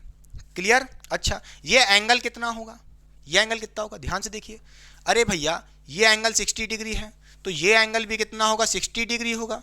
बोलिए, और ये टोटल एंगल भी कितना होगा, 60 डिग्री होगा। क्लियर, मगर ध्यान से देखिए, ये जो लाइन बीच से जा रही है, ये इस एंगल को डिवाइड कर रही होगी, बाइसेक्ट कर रही होगी। तो इसका मतलब क्या, ये 60 डिग्री 30 डिग्री होगा। बोलिए, 60 का आधा 30 डिग्री, तो ये एंगल भी 30 डिग्री होगा। खत्म बात। इतना बेहतरीन तरीका, आर की वैल्यू निकाल के यहाँ पे रखना है, तभी AC आएगा। अब कैसे निकालेंगे, यहाँ से हम कह सकते हैं, हम कॉज थीटा लगा सकते हैं बड़े आराम से। क्या कह सकते हैं, कॉज 30 क्या हो जाएगा भाई, कॉस थीटा क्या होता है, बेस अपॉन हाइपोटेन्यूज। थीटा इस पे गिर रहा है, इस साइड पे, तो बेस ये हो जाएगा। बोलिए, तो बेस l/2 है, हाइपोटेन्यूज कितनी है, बोलिए 90 के सामने वाला r, तो बेस अपॉन हाइपोटेन्यूज यानी कि r हो गया। फिर यहाँ से r को इधर भेज देंगे मल्टीप्लाई में, तो हो जाएगा cos 30 = l/2 हो जाएगा। फिर यहाँ से हम बड़े आराम से कह सकते हैं r इंटू cos 30 होता है, बोलिए √3/2 = l/2 बेटा। ठीक, फिर यहाँ से कहेंगे 2 कैंसिल हो जाएगा, डिवाइड वाला जो है। फिर यहाँ से कहोगे क्या हो जाएगा, r कितना आ जाएगा, बोलिए r की वैल्यू आ जाएगी l/√3 बेटा। r की वैल्यू आ चुकी है l/√3 बेटा। तो यहाँ से हम कह सकते हैं AC कितना आ जाएगा, बोलिए AC कितना आ जाएगा, l/√3, r की वैल्यू रख दी, ω²। सेंट्रीपिटल एक्सेलरेशन की वैल्यू हमने निकाल ली है, और टेंजेंशियल एक्सेलरेशन भी निकाल लिया था, 0 आया है। क्लियर, कोई दिक्कत की बात नहीं है। अच्छा, अब क्या करना है, हमें N1 N2 निकालना है। वो कैसे निकालेंगे, चलिए एक बार फिर से थोड़ा सा डायग्राम बनाते हैं। ये हमारा था हिंज पॉइंट बेटा, पॉइंट A। ठीक, क्लियर, और ठीक, ये हमारा सेंटर ऑफ मास C था। क्लियर, हो क्या रहा है, ये सेंटर ऑफ मास क्या कर रहा है, सर्कुलर मोशन कर रहा है। ठीक है, सर्कुलर मोशन ऐसे ऐसे कर रहा है, सर्कुलर मोशन। ठीक, सर्कुलर मोशन कर रहा है। ठीक है, कोई दिक्कत की बात नहीं है। अच्छा, इस सेंटर ऑफ मास के पास 2 एक्सेलेरेशन है, एक तो टेंजेंशियल एक्सेलेरेशन AT जो टेंजेंट के लग रहा होगा, देखिए AT ऐसे, और एक AC टूवर्ड की तरफ, टूवर्ड सेंटर की तरफ एक AC लग रहा है, सेंट्रीपिटल एक्सेलेरेशन। क्लियर, अच्छा कोई दिक्कत की बात नहीं है। इस हिंज पॉइंट A पे 2 फोर्सेस भी एक्ट कर रहे हैं, एक तो क्या है N1 और एक तो N2, दोनों एक दूसरे के परपेंडिकुलर। हमें N1 N2 चाहिए। क्लियर हो गया, कैसे निकालेंगे, ध्यान से देखिए। अगर हमें N1 निकालना है तो हमें क्या देखना पड़ेगा, हॉरिजॉन्टल चीज़ों को, जो चीज़ हॉरिजॉन्टली लग रही है। एक तो N1 और एक तो AT, दोनों कैसे हैं, हॉरिजॉन्टली हैं। हॉरिजॉन्टल फोर्स कौन सा है, N1 है। हॉरिजॉन्टल एक्सेलरेशन कौन है, AT है। तो इन दोनों का खेल होगा आपस में। इसी तरह वर्टिकल फोर्स कौन सी है, ध्यान से देखिए, ध्यान से देखिए, N2। थोड़ी देर हॉरिजॉन्टल और वर्टिकल जरा समझ लीजिए, काम चलाओ। वर्टिकल N2 ऐसे लग रही है ऊपर, इसी तरह उसका एक्सेलरेशन कौन होगा, AC होगा, जो वर्टिकली लग रहा है। खत्म बात, क्लियर हुई बात कि नहीं। ठीक है, अच्छा यहां से अगर हम कहें हॉरिजॉन्टल फोर्स की बात करें, N1, ठीक है, N1 ऐसे लग रही है। ठीक, तो आपने पढ़ा होगा नेट फोर्स जो कि हॉरिजॉन्टली, देखिए ध्यान से, N1 ऐसे लग रही है, N1 ऐसे लग रही है। नेट हॉरिजॉन्टल फोर्स कौन सी लग रही है, N1। क्लियर, यही है। नेट फोर्स क्या करना होता है, MA के बराबर करना होता है। अरे फोर्स की इक्वेशन पढ़े नहीं थे, कैसे करते थे, net force equals to MA, होता है कि नहीं होता है। तो नेट फोर्स N1 है, हॉरिजॉन्टली देखिए N1 है, और उसका एक्सेलरेशन कौन है, एक्सेलरेशन कौन है, AT। अच्छा, इस सेंटर ऑफ मास का सेंटर ऑफ मास की वैल्यू कितनी होगी? बोलिए इस सी की वैल्यू कितनी होगी? बोलिए अरे भाई सेंटर ऑफ मास क्या है? इस पूरे सिस्टम का मास बेटा। अरे भाई पार्टिकल ए का मास m, बी का मास m, सी का मास m, तो पूरे सिस्टम का मास कितना हो जाएगा? 3m हो जाएगा, जो कि कहाँ पे लग रहा होगा? सेंटर ऑफ मास पे एक्ट कर रहा होगा, या कह लो सेंटर ऑफ मास की वैल्यू कितनी होगी? 3m होगी। क्लियर हुई बात कि नहीं? तो नेट फोर्स हॉरिजॉन्टली कितना लग रहा था? m1 इस तरफ, ठीक है। मास इनटू एक्सेलरेशन करना होता है, क्लियर। कौन सा एक्सेलरेशन है? हॉरिजॉन्टल यानी कि 80। क्लियर हुई बात कि नहीं? अच्छा, तो यहाँ से कह सकते हैं n1 कितना हो जाएगा? मास कितना है बेटा सेंटर ऑफ मास का? 3m है, रख दिया। 80 कितना है? 0 है, आपने अभी जस्ट देखा 80 कितना था? 0 था, टेंजेंशियल एक्सेलरेशन। तो भैया n1 की वैल्यू तो 0 ही आनी है, खत्म बात। क्लियर? अच्छा, अब ध्यान से देखिए मेरे प्यारे बच्चों, n2 की बात करें। आप वर्टिकल फोर्स को देख रहे हो तो वर्टिकल एक्सेलरेशन n2 को देखोगे, फोर्स को, तो एक्सेलरेशन कौन सा देखोगे? AC, वर्टिकल वाला। तो यहां से कहोगे, बोलिए नेट फोर्स वर्टिकली कौन सा एक्ट कर रहा है? n2। क्लियर? और कोई है? नहीं है। Clear? Net force equals to ma करना है, ma। कौन सा एक्सेलरेशन बेटा? वर्टिकल वाला यानी कि AC वाला। अच्छा, मास कितना होगा इस पूरे सेंटर ऑफ मास का? 3m होगा। यहाँ पे m मत रख देना, 3m पूरे सिस्टम का मास रखोगे ना तो 3m होगा। सेंट्रीपिटल एक्सेलरेशन निकाला है आपने, कितना है? L omega square by √3। बोलिए L omega square by √3। Clear हुई बात की नहीं? समझ गए? कोई दिक्कत नहीं होनी चाहिए। यहाँ से आप कह सकते हो बेटा, फिर से लिख लेते हैं साइड में जरा, n1 इक्वल्स टू 0 आ चुका है और n2 कितना आ चुका है? बोलिए, थोड़ा अरेंज करते हैं, ml omega square by √3। Clear हुई बात की नहीं? पक्का? अच्छा, समझ गए? कोई दिक्कत की बात नहीं है। n2 आ गया है, n1 आ चुका है। अब क्या होगा? देखिए क्वेश्चन में हमसे क्या पूछा था? क्वेश्चन ने पूछा हमसे find the magnitude of horizontal force exerted by horizontal force. अब आपको ध्यान से देखिए, मैंने बता तो दिया हॉरिजॉन्टल फोर्स ऐसे लग रहा है n1, मगर एक्चुअली में मैंने आपसे कहा था ये सिस्टम व्हाइट बोर्ड पे ऐसे रखा है। एक्चुअली में रखा कैसे होगा? ऐसे टेबल के ऊपर XY प्लेन में। ध्यान से देखिए, XY प्लेन में ऐसे रखा होगा। तो जरा एक बात बताना चाहूंगा, क्या? ध्यान से देखिएगा, आप ऐसे कंसीडर करो, ये पॉइंट A ऐसे रखा है, टेबल पे ऐसे रखा है, ये पॉइंट A है, ठीक है, ये पॉइंट आपका A है, ऐसे। n1 कैसे होगा? एक्चुअली में जब आप इसको ऐसे रखो, ऐसे है, इसको ऐसे रखो, तो n1 आपके सामने आता हुआ होगा, ऐसे। ये हमारा पॉइंट A आपके सामने आता हुआ, ठीक। और n2 क्या होगा? ये n2 हॉरिजॉन्टल है एक्चुअली में। ध्यान से करिएगा, जेई एडवांस का क्वेश्चन है, ठीक है। n2 ऐसे होगा और यही हमारा हॉरिजॉन्टल होगा। ध्यान से देखिए, अरे भैया ये ऐसे है, ध्यान से देखिए, n1 ऐसे, n2 ऐसे, ये एक्चुअली में ऐसे रखा है। तो ये वाला मार्कर है जो n2, हाँ n2 हॉरिजॉन्टल है, n2 हॉरिजॉन्टल है। तो क्या कहेंगे? हमारा horizontal, find the magnitude of horizontal force exerted by the hinge on the body. तो जो हमारा हिंज फोर्स हॉरिजॉन्टली लग रहा है वो कौन है? n2 है, यानी कि हमारा आंसर भी यही होगा, यही हमारा हॉरिजॉन्टल वाला है, ठीक है। क्लियर? पक्का? समझ गए कि नहीं समझ गए? फील आया कि नहीं आया? कंफ्यूज तो नहीं हुए? जेई का क्वेश्चन था, हिंज फोर्स कितना लग रहा है? इतना लग रहा है। कोई पूछे नेट हिंज फोर्स कितना लग रहा है? भाई नेट भी इतना लग रहा होगा, खुद सोचो नेट कैसे निकालेंगे? ये होगा हमारा नेट हिंज फोर्स। मान लो नेट हिंज फोर्स कैसे निकालते? बोलो। अरे आपको पता है क्या करते? बोलो, n1 प्लस n2 करते अंडर रूट में। n1 तो 0 ही है, n2 के बराबर होता। तो अगर कोई पूछे नेट हिंज फोर्स कितना है, n2 का ही तो बराबर होगा, क्योंकि n1 तो 0 ही है। नेट हिंज फोर्स कैसे निकालते? अंडर रूट में क्या करते?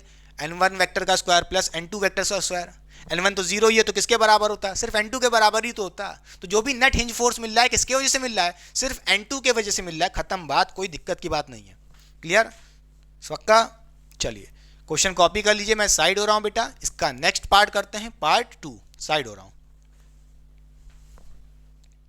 चलिए बच्चों सॉल्व करते हैं क्वेश्चन नंबर 3 का सेकंड पार्ट। क्या कह रहा है ध्यान से देखिए बेटा। सेम क्वेश्चन कंटिन्यूड है। After time T a horizontal force is applied on BC।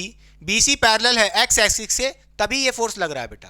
Clear. Find hinge force just after F is applied. हमें क्या निकालना है? हिंज फोर्स निकालना है जब F इज अप्लाइड। देखिए बेटा क्वेश्चन हमसे कहा है कि जो ये BC लाइन है, ठीक है, एक्चुअली में ये रोटेट कर रहा होगा ऐसे ऐसे, मगर हमें क्या बोला है जब ये BC लाइन एक्स एक्सिस के पैरेलल है, तो यही सेम कंडीशन है। और इसी समय हमारे पास क्या लगा है? आफ्टर टाइम T क्या लगा है? एक कोई फोर्स लगा है F, ठीक है। जब ये BC एक्स एक्सिस के पैरेलल थी तब ये फोर्स F लग रहा है। अच्छा, हमसे क्वेश्चन में कह रहा है find hinge force just after when F is applied. जैसे ही फोर्स लगाया गया उसके जस्ट बाद हमें हिंज फोर्स निकालना है। नोट करने वाली बात ये है बेटा। अच्छा ध्यान से देखिए, अगर मैं आपसे पूछूं, ध्यान से देखिए, ये हमारा ट्रायंगल है, ठीक, कुछ ऐसा। हिंज पॉइंट ये है बेटा। अगर आप इस पे क्या लगाओगे? एक F न्यूटन का फोर्स लगाओगे कोई, ठीक। इस F का परपेंडिकुलर डिस्टेंस क्या होगा? ये होगा। और इसकी वैल्यू कितनी होगी? क्योंकि आपको पता है भैया सारी साइड L L है। देखिए ये साइड L होगी, ये भी L होगी, ये भी L होगी, लिख नहीं रहे। चलिए आपको पता होगा ना ये परपेंडिकुलर डिस्टेंस कितना होगा? पता है कि नहीं पता है? इसकी जो वैल्यू होगी वो होगी L√3/2। अब ये भैया पता होना चाहिए। देखो भैया ये 90 डिग्री होगा तो ये परपेंडिकुलर नहीं निकाल सकते हो। ये L/2 होगा, इतना डिस्टेंस, ये L है। पाइथागोरस थ्योरम लगा के ये परपेंडिकुलर डिस्टेंस ध्यान से देखिए। अच्छा, जब F न्यूटन का फोर्स लगेगा तो इसमें एक टॉर्क आएगा। टॉर्क आएगा, हाँ या ना? टॉर्क आएगा। टॉर्क क्या होता है? आपने पढ़ा था बेटा, क्या होता है टॉर्क? I alpha. अच्छा, टॉर्क आएगा तो अल्फा आएगा, यानी कि एंगुलर एक्सेलरेशन आएगा, हाँ या ना? एंगुलर एक्सेलरेशन आएगा। इससे पहले देखा था ओमेगा कांस्टेंट था, अभी भी ओमेगा कांस्टेंट था। उसके बाद जैसे ही फोर्स लगाया तो टॉर्क आएगा, टॉर्क आएगा तो अल्फा आएगा, एंगुलर एक्सेलरेशन आएगा, जिससे ओमेगा क्या होगा? इंक्रीज या डिक्रीज हो सकता है। इस केस में तो इंक्रीज ही होगा। बोलिए हाँ या ना? समझ गए? अच्छा, कोई दिक्कत की बात नहीं है, कोई दिक्कत की बात नहीं। अच्छा, तो अल्फा आएगा। अल्फा कैसे निकालेंगे? ध्यान से देखिए बेटा, क्योंकि देखिए हमें क्या चाहिए? टेंजेंशियल एक्सेलरेशन और सेंट्रीपिटल एक्सेलरेशन। पहले तो ओमेगा कांस्टेंट था, उस हिसाब से आपने देखा टेंजेंशियल एक्सेलरेशन कितना था? L⍵²/√3, ये पहले के हिसाब से था पार्ट 1। और AT कितना था? 0 था, ये भी आपने देखा। मगर अब ऐसा नहीं होगा, क्योंकि अल्फा आएगा तो टेंजेंशियल एक्सेलरेशन 0 नहीं रहेगा इस बार। AC भी क्या पता चेंज हो सकेगा, आगे बात करेंगे, ठीक है। तो हमें अब न्यू AT और AC चाहिए होगा। न्यू AT और AC आएंगे, नए एक्सेलरेशन आएंगे, तो इन N1 N2 की वैल्यू भी चेंज होगी जब ये फोर्स लग रहा होगा, हाँ या ना? चलिए समझ गए होंगे। तो ओमेगा क्या होता है, सॉरी टॉर्क क्या होता है? बोलिए I अल्फा होता है, ठीक है, कोई दिक्कत की बात नहीं है। देखिए यहां से मैं पूछूं टॉर्क की वैल्यू कितनी होगी, कैसे निकालोगे? ध्यान से देखिए, टॉर्क किसके अबाउट निकालना है? टॉर्क इसके अबाउट निकालना है, इस पॉइंट A के अबाउट। तो भैया ये मास M है, ये मास M है, इसका मोमेंट ऑफ इनर्शिया कितना होगा? I क्या होता है यहाँ पे? Moment of inertia. भाई ये L होगा कि नहीं होगा? ये भी पूरा डिस्टेंस कितना होगा? L होगा। इस पॉइंट के अबाउट निकाल लो मोमेंट ऑफ इनर्शिया। तो ये मास देखिए कितनी डिस्टेंस पे है? L डिस्टेंस पे है, तो उसका मोमेंट ऑफ इनर्शिया कितना होगा? बोलिए LmL²। क्या होता था? मास इंटू परपेंडिकुलर डिस्टेंस का स्क्वायर। तो देखिए ये मास L डिस्टेंस पे, तो क्या कहोगे? mL²। इसी तरह ये भी देखिए L डिस्टेंस पे ये वाला मास कितना होगा? इसका प्लस कर देंगे mL², ठीक है, और अल्फा मल्टीप्लाई में है। क्लियर? तो यहां से कह सकते हो टॉर्क कितना आ जाएगा? बोलिए 2mL² अल्फा, ये आ जाएगा, ठीक है, कोई दिक्कत की बात नहीं। अल्फा कैसे निकालोगे? ध्यान से देखिए, टॉर्क का एक और फॉर्मूला हमने पढ़ा था, बोलिए R×F बेटा। आप स्मॉल r लिखो या कैपिटल R लिखो, ठीक है। अब हम बड़े कैपिटल R की बात करना, ये वाला डिस्टेंस, ठीक। परपेंडिकुलर फोर्स F है और डिस्टेंस कितना है परपेंडिकुलर वाला? L√3/2। इससे पहले वाला वो अलग था, स्मॉल r वो अलग था, ठीक है। तो ध्यान से देखिए ये कितना होगा? R की वैल्यू बोलिए, यहां से कहोगे L√3/2 इंटू F, ठीक है। ये हमारा क्या था? टॉर्क था। टॉर्क निकाल चुके हैं मेरे प्यारे बच्चों। यहाँ पे रख देंगे 2mL² अल्फा, यहाँ पे रख दीजिए, बात खत्म हो जाएगी। क्लियर? तो हम कह देंगे 2mL² अल्फा, बड़े आराम से, ठीक है। क्या होगा? देखिए L से L मर जाएगा एक, फिर यहाँ से अल्फा निकाल सकते हो बड़े आराम से। क्या अल्फा हो जाएगा? बोलिए √3f, और अपॉन में क्या हो जाएगा? 2m है, नीचे जाएगा तो 2 से मल्टीप्लाई होगा, 4m हो जाएगा। हमारा क्या आ चुका है? एंगुलर एक्सेलरेशन आ चुका है। एंगुलर एक्सेलरेशन अल्फा की वैल्यू आ चुकी है बड़े आराम से, ठीक है। अल्फा आएगा तो 80 थोड़ी ना जीरो होगा, पहले हमारा क्या था, अल्फा जीरो था जिसकी वजह से 80 जीरो था, याद है कि नहीं याद है? अरे भाई 80 कैसे निकालते हैं, 80 कैसे निकालते हैं मेरे प्यारे बच्चों, बोलिए। ये होता है आर अल्फा स्मॉल आर, अरे भैया ये रेडियस वाला, ये रेडियस वाला सर्कुलर पाथ का रेडियस वाला स्मॉल आर, ये क्लियर। बोलिए इसकी वैल्यू कितनी थी, याद है कि नहीं याद है? पहले आपने देखा था L/√3 थी, क्लियर। अल्फा आप निकाल चुके हो बड़े आराम से, √3f/4m बेटा। ध्यान से देखिए इस बार हमारा अल्फा जीरो नहीं है, जीरो नहीं है, ये तो पहले था जब ओमेगा कांस्टेंट था, अब ओमेगा कांस्टेंट नहीं है, ऐसा मानो। क्वेश्चन में ही तो बोला है टॉर्क आएगा तो अल्फा आएगा, अल्फा आएगा तो टेंजेंशियल एक्सेलरेशन जीरो नहीं होगा, अल्फा जीरो मत कर देना इस बार प्यारे बच्चों। अच्छा तो कहेंगे यहाँ से हम 80 कितना आ जाएगा, इसको भैया जरा सॉल्व करो, √3 मर जाएगा बड़े आराम से हम कहेंगे, ठीक है, कोई दिक्कत नहीं होनी चाहिए, क्लियर। तो यहाँ से कहेंगे 80 कितना आ चुका है, बोलिए कितना आ चुका है, एक सेकंड कुछ बचा कि नहीं? देखिए बेटा यहाँ पे एक एल था ना, ये एल नीचे रह गया है, यहाँ पे एक एल लाना पड़ेगा, ठीक है। अरे एक एल भी तो था, ये भी तो लाना पड़ेगा, 4 ml था नीचे, तो यहाँ भी 4 ml रहेगा, क्लियर। एल से एल मर जाएगा, ये भी बड़े आराम से, तो क्या बचेगा, f/4m बचेगा, f/4m बचेगा, क्लियर हुई बात कि नहीं, पक्का। तो यहाँ से कहोगे 80 कितना आया है, f/4m, ठीक है, क्लियर। 80 कितना आया है, f/4m। इससे पहले कितना था, 80 हमारा जीरो था, उसके हिसाब से आपने देखा था n1 की वैल्यू जीरो थी, मगर अब ऐसा नहीं होगा क्योंकि 80 चेंज हुआ है तो n1 भी चेंज होगा। अच्छा 80 की तो बात हो गई, 80 आ चुका है। अच्छा जरा बात करते हैं AC की, जरा बात करते हैं अब AC की, यानी कि सेंट्रीपिटल एक्सेलरेशन की, इसकी सेंट्रीपिटल एक्सेलरेशन की, उस पर क्या होगा, ये जो सेंट्रीपिटल एक्सेलरेशन अंदर की तरफ है AC, इसकी बात करें, ये क्या होगा, इसका फॉर्मूला होता है ओमेगा, बोलिए R ओमेगा स्क्वायर, क्या था, बोलिए R ओमेगा स्क्वायर, क्या होता है, R ओमेगा स्क्वायर। R यहाँ पे ये रेडियस होता था, ठीक है, ओमेगा स्क्वायर। देखिए बेटा क्वेश्चन में क्या बोला है, find hinge force just after when F is applied. खुद सोचो भाई, F जस्ट लगाने के बाद, जस्ट आफ्टर, भाई ओमेगा क्या चेंज हो जाएगा, जस्ट आफ्टर। अल्फा तो आया है, कुछ समय बाद, बहुत समय बाद बीतेगा तो इस एंगुलर वेलोसिटी ओमेगा की वैल्यू इंक्रीज होती जाएगी, चेंज हो जाएगी बहुत देर बाद, मगर जस्ट आफ्टर, जैसे ही फोर्स लगाए बताओ एंगुलर वेलोसिटी जितनी पहले थी उतनी तो रहेगी, जस्ट आफ्टर अप्लाइंग फोर्स, पक्का भाई। अल्फा आने से एक बात तो तय है, एंगुलर एक्सेलरेशन आने से एंगुलर वेलोसिटी इंक्रीज होगी या कह लो चेंज होगी, बट कुछ समय बाद, बहुत समय बाद। ये पूछ रहा है आपसे find hinge force just after F is applied. अच्छा तो ओमेगा चेंज नहीं होगा, ओमेगा चेंज नहीं होगा, क्लियर, ओमेगा चेंज नहीं होगा, ठीक है। इसका मतलब यह है कि AC की वैल्यू वही रहेगी जो आपने पहले देखी थी, कितनी, बोलिए L ओमेगा स्क्वायर, L बोलिए ओमेगा स्क्वायर बाय √3, क्लियर। अच्छा अगर AC नहीं चेंज होगा, AC नहीं चेंज होगा तो इसी के डायरेक्शन वाला फोर्स N2 वो भी नहीं चेंज होगा, सीधी सी बात है, हाँ या ना, हाँ या ना, पक्का। अच्छा अब क्या करेंगे, पक्का बोलिए। अच्छा तो कौन चेंज हुआ है, सिर्फ 80 चेंज हुआ है। अब कुछ बातों को लिख लेते हैं मिटार के बेटा, मिटार के लिख लेते हैं, क्या मिटार दें, चलिए देखिए AC तो उतना ही रहेगा बेटा, L ओमेगा स्क्वायर, ठीक है, अपॉन √3। 80 जीरो इस बार नहीं रहेगा, कितना है 80, बोलिए 80 निकाल लिया, कितना, F/4m, ठीक है, पक्का। अच्छा कोई दिक्कत नहीं होनी चाहिए, बोलिए ये आ चुके हैं। अब यहां से हम N1 N2 भी निकाल सकते हैं बड़े आराम से, मिटार दें, इतना कॉपी हो गया।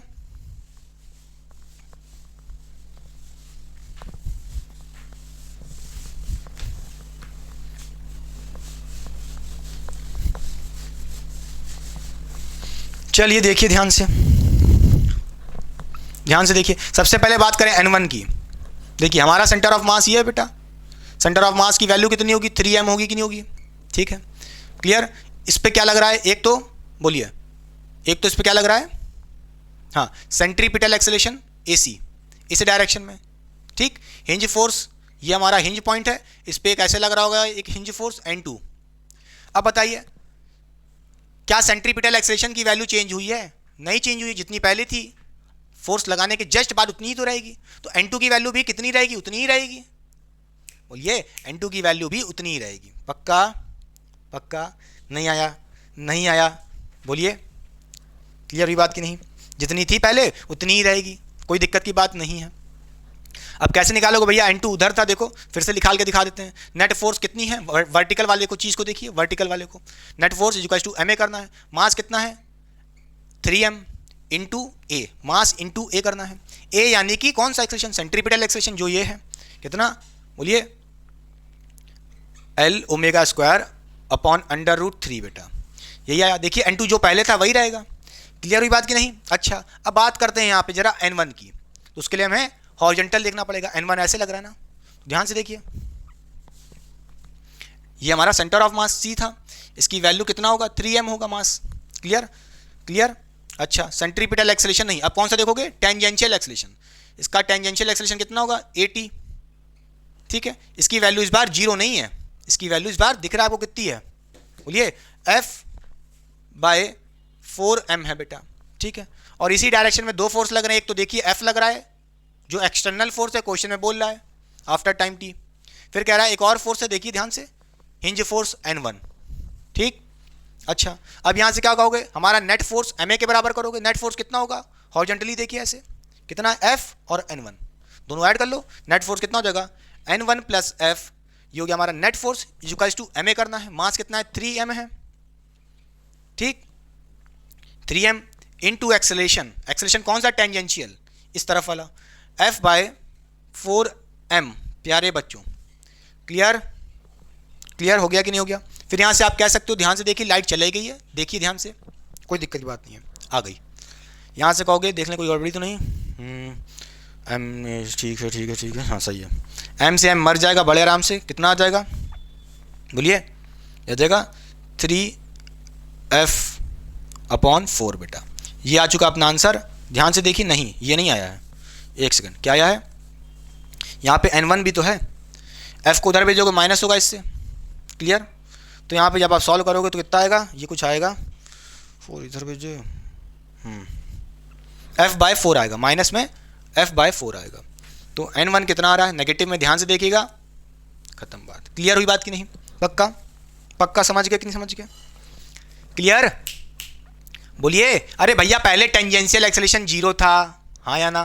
तो उस केस में आपने देखा था N1 0 आया था, क्योंकि ओमेगा कांस्टेंट था ना वहाँ। तो ओमेगा कांस्टेंट नहीं रहा, क्यों? क्योंकि अल्फा आया है, अल्फा आया तो 80 आया, 80 आया तो देखिए बेटा 80 आएगा, 80 इस तरफ वाला एक्सेलेरेशन बढ़ गया है। तो भैया N1 भी तो कुछ आएगा कि नहीं आएगा? इस बार 0 थोड़ी ना होगा। क्लियर हुई बात कि नहीं? क्लियर? आप कहोगे सेंट्रीपिटल एक्सेलेरेशन में कोई चेंज क्यों नहीं हुआ? क्योंकि जस्ट आफ्टर अप्लाइंग फोर्स की बात कर रहा था, तो ओमेगा तुरंत थोड़ी ना चेंज हो जाएगा, कुछ समय लगेगा ना ओमेगा चेंज होने में, हाँ या ना?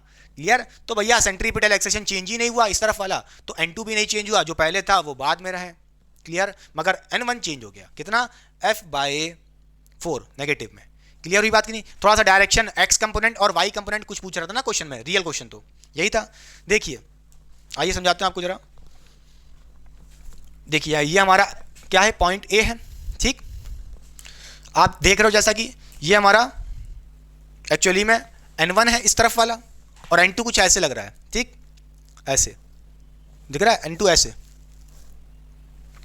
ध्यान से देखिए, अगर आप इसको देखोगे ध्यान से तो N2 ऐसे, और सॉरी इसको ऐसे लाए तो N2 ऐसे जा रहा है, N2 ऐसे जा रहा है। ध्यान से देखिए, अरे भैया ये ऐसे रखा है, N2 ऐसे, ऐसे देखिए, इसको हम जरा ऐसे कर लेते हैं। तो देखिए N2 ऐसे जा रहा है, N1 ऊपर है, ये कह सकते हो वर्टिकली। बोलो, N1 वर्टिकली है, N2 हॉरिजॉन्टली है। क्लियर? तो जो N2 है, कहाँ गया N2?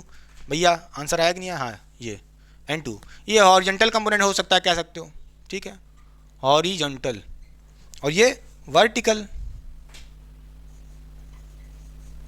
क्लियर हुई बात कि नहीं?